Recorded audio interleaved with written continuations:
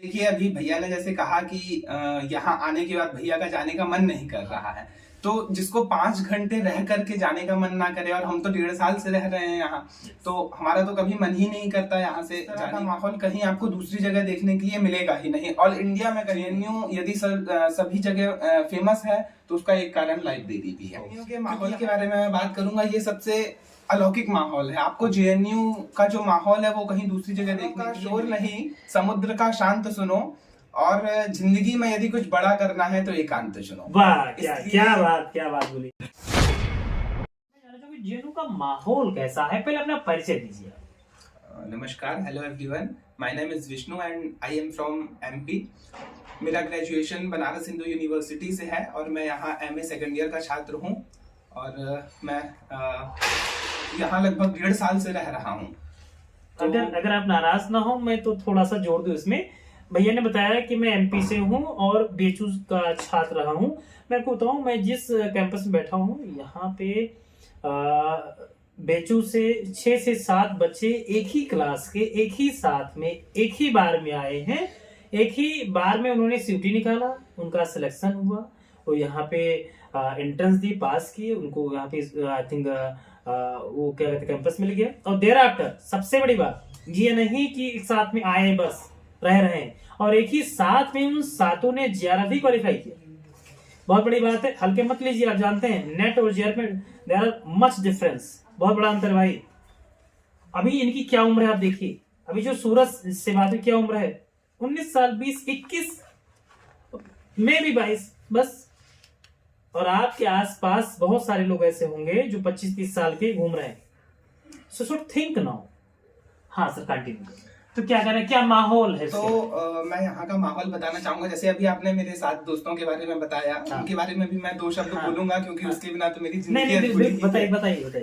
तो मैं उनके बारे में बोलूंगा कि हम लोग ग्रेजुएशन से साथ में हैं और हम एक भाई की तरह एक दूसरे को आगे, यद्यपि देखा जाता है संसार में, लोक में रीति ही है ये कि व्यक्ति क्या करता है, जो साथ में रहता है उसको गिराता है और खुद आगे बढ़ना चाहता है। ऐसा है। लेकिन हम साथों के अंदर वो, मुझे पता नहीं भगवान ने क्या गॉड गिफ्ट हमको दिया है कि हम कभी एक दूसरे को गिराने के लिए नहीं सोचते हैं, और हम एक दूसरे की उन्नति, मुझे लगता है शायद इसीलिए हम यहाँ उपस्थित हैं।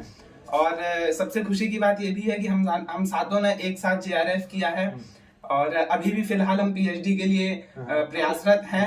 और मुझे पूर्ण विश्वास है, अपने मतलब फुल कॉन्फिडेंस है मुझे कि हम सातों का पीएचडी में एडमिशन होगा और हम आगे बढ़ेंगे। माहौल नहीं बताया आपने। तो जेएनयू के माहौल के बारे में मैं बात करूंगा, ये सबसे अलौकिक माहौल है। आपको जेएनयू का जो माहौल है वो कहीं दूसरी जगह देखने के लिए मिलेगा ही नहीं। मैं विष्णु थोड़ा जोड़ना चाहता हूँ। जैसे मैंने जब यहाँ आने से पहले मुझे इसके बारे में जो पता चला वो ये कि यहाँ पे जो आता है वो देश विरोधी हो जाता है जी।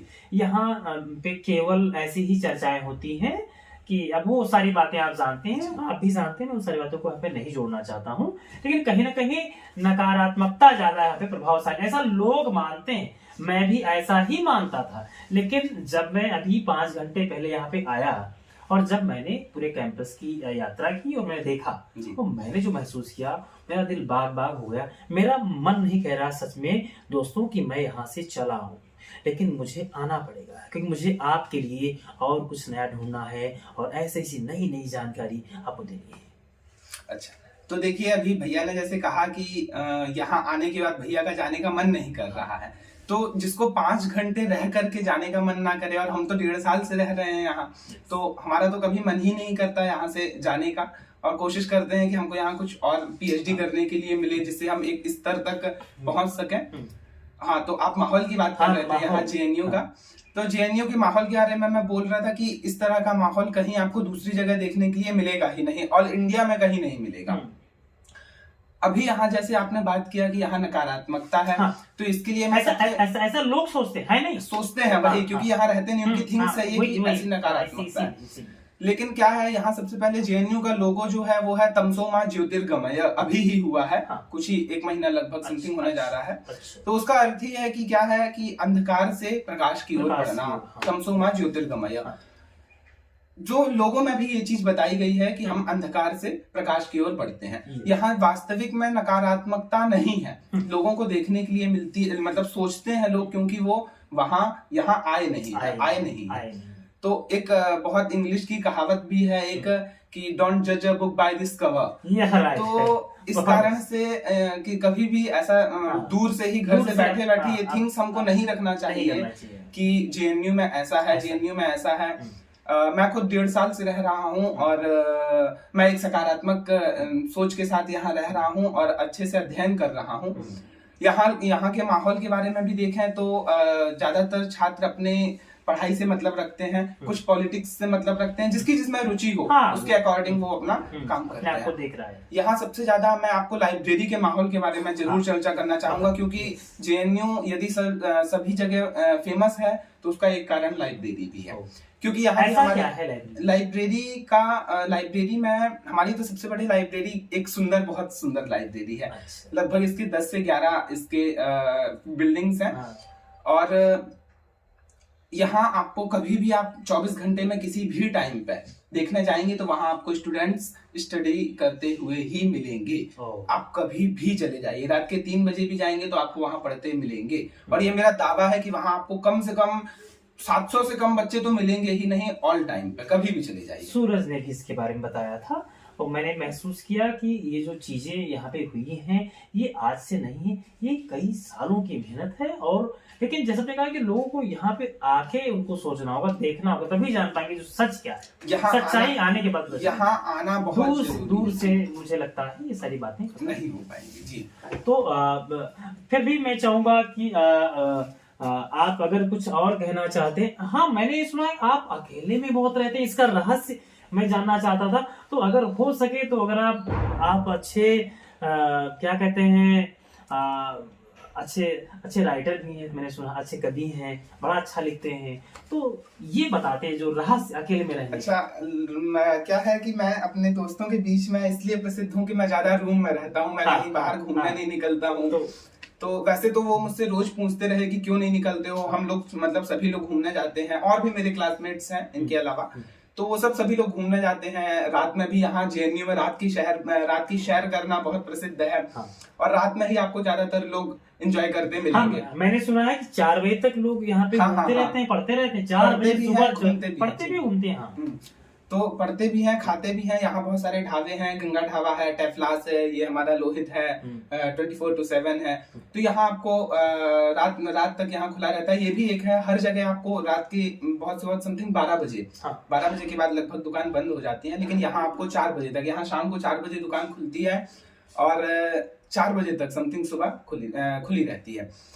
तो ये भी एक माहौल है यहाँ, रात में मिलता है। और बात चल रही थी कि मुझे सब एकांत के लिए जानते हैं। तो वैसे तो मैंने आज तक उनको कभी आंसर इस चीज का दिया नहीं है कि मैं क्यों एकांत में रहता हूँ, और शायद यही कारण है कि वो मुझसे बार बार पूछते हैं। यदि मैं फर्स्ट बार आंसर दे देता तो नहीं पूछते, आज बता दी। लेकिन मैं आज फिलहाल ये बहुत ही सुनहरा अवसर है और भैया इतने दूर से हमसे मिलने और यहाँ का माहौल जानने आए हैं, तो मैं आज इसको उजागर कर ही देता हूँ कि आखिर कारण क्या है। बता दीजिए।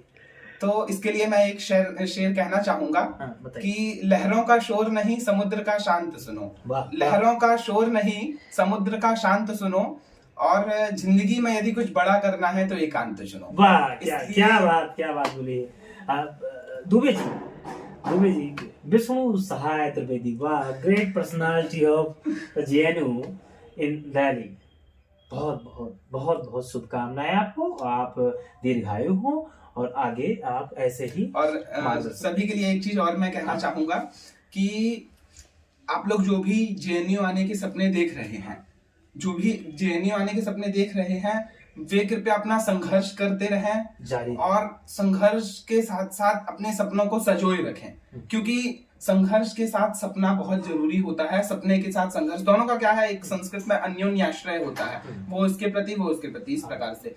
तो आप अपने सपनों को संजोए रखें और संघर्ष करते रहें। एक दिन आपसे यहाँ जेएनयू में मुलाकात होगी, यदि आपका संघर्ष जारी रहता है तो। इसी कामना के साथ सभी को शुभकामनाएं और नमस्कार।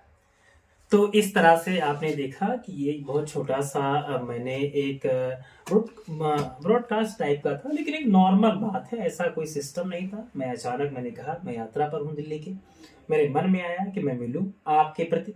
मेरे मन में आया कि मुझे बच्चों को कुछ और देना चाहिए। मैं यहाँ से आपको वीडियोस बना के नहीं दे पा रहा था, नहीं पढ़ा पा रहा था ऑनलाइन, तो मैंने सोचा ये एक अच्छा ऑप्शन होगा कि आपके लिए जेएनयू से कुछ नई चीज खोजी जाए। जो खासकर ये चर्चा बहुत आम थी कि जेएनयू कैसे पहुंचे, बड़ी हाइप है, वहां पे नॉर्मल लोग नहीं पढ़ सकते हैं, सामान्य परिवार की, सब सामान्य परिवार के बच्चे हैं, आप इसमें कोई भी ऐसा नहीं है। एक बात और कि अगर आप कुछ खास करना चाहते हैं, अगर आपने मन बना लिया है, तो अब आप शुरू करो उसको। अब आप ये मत सोचो कि अब हम क्या करें, कल करें, परसों करें, अभी करो ना। जितना कुछ है उसी में शुरू करो, जहां हो वहीं से शुरू करो, बस शुरू तो करो। तो अब मत रुको, और मैं आपके साथ हूं। मैं सुभाष शुक्ला इंग्लिश वाला की तरफ से एक बार फिर से आपका स्वागत करता हूं, और जाते जाते आपको इस वादे के साथ छोड़ के जा रहा हूं कि मैं फिर जल्दी आ रहा हूं, जल्दी ही लाइव क्लास लेके आ रहा हूं। सो थैंक यू, जय हिंद।